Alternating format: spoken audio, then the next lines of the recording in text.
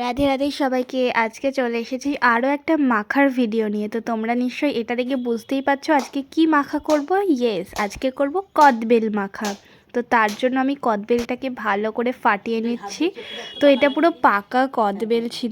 মাখতে গিয়ে আমার মা কদবেলটা ফাটাতে গিয়েছিল, হাত আমার মা দিয়ে কদবেলটা নিতে গিয়ে আমি এই আঙুলটা আমার কদবেলের তলায় ছেঁচা পড়ে গেছে। যা লাল হয়ে রক্ত জমাট বেড়ে গেছে আঙুলটা। তো চলো। তো এবার আমি চামচ দিয়ে কদবেলটাকে ভালো করে বের করে নিচ্ছি, মানে ভেতরে যা আছে সবটা। তো এরপরে আমি দিয়ে নেবো 2টো কাঁচা লঙ্কা। তো এটা ঝাল ঝাল করে মাখতে হবে। তারপরেই দিয়ে দিচ্ছি সরিষার তেল এবং এরপরে আমি দিয়ে দিচ্ছি লবণ। তো এখানে লবণটা একটু কম পরিমাণ দিতে হবে। তো জাস্ট অসাধারণ লাগে। আর দিয়ে নেবো অল্প একটু চিনি, একটু স্বাদটা ঠিক রাখার জন্য চিনিটা দিলাম। তো আমি ভালো করে লঙ্কাগুলোকে মানে আঙুল দিয়ে একদম পেস্ট করে নিচ্ছি। তো এবার চলো মাখা যাক। তো আমার তো এখনই জিভে জল চলে আসছে।